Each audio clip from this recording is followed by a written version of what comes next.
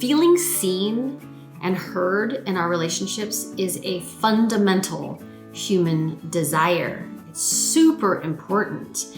And we want to make sure that we're doing the right things to make sure that happens.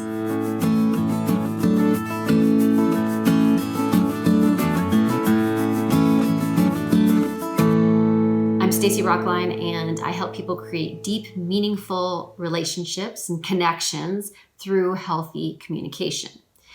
Okay, so sometimes we're not being seen and heard because the other person doesn't have the right skills, right? They don't know how to listen well. They don't know how to acknowledge and validate somebody. Now, these are skills that you can pick up and that can help. And if that's the problem, you think that's the problem, then you're going to want to grab those. This video, however, is about something small you can do if you feel profoundly unseen and unheard. I mean, if you feel that you've got a belief that that will never happen for you, if you feel invisible across all of your relationships, across all of your life, then you've got something bigger going on. There's still an action you can take. What can happen when someone feels that way is that acknowledging and validating doesn't work. They can come talk to somebody about like this big thing, this experience, this fear, a worry, a concern, a dream, a need, a desire, and they share, and the other person acknowledges, shows up. But if you're dealing with an internal limiting belief like that, you may not notice. So you don't notice that they do acknowledge you. You don't notice that they do show up. They do try to validate you. And so then you just keep going, double down.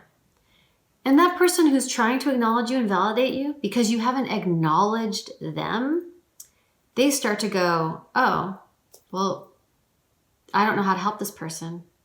I don't know what to do in this situation. Then they start to retreat, withdraw. They don't have any choice. There's no connection here for them. And then you're going to feel even less seen and heard. So it creates a really bad cycle. And that just validates your belief that you're never going to be seen and heard.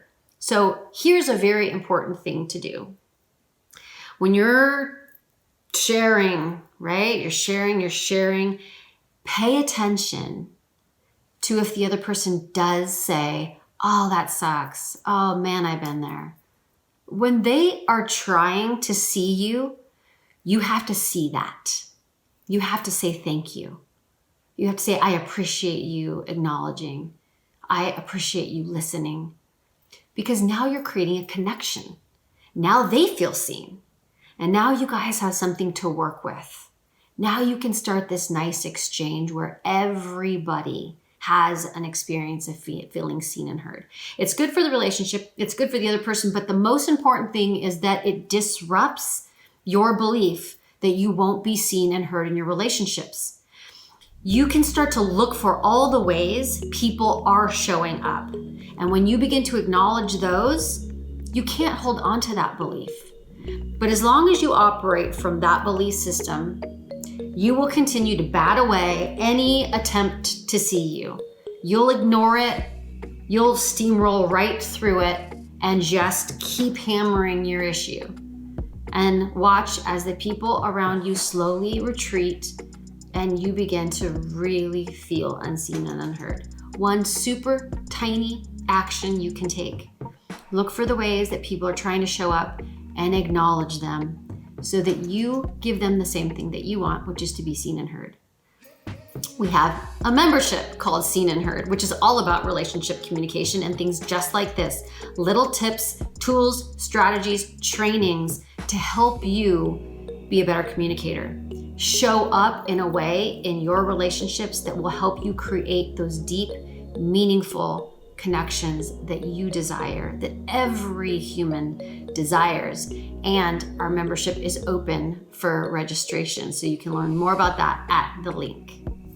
Okay, we have to acknowledge each other. We have to acknowledge when we're acknowledged So we create a two-way interaction and we can have these deep connections. Go try that out, and I'd love to hear from you.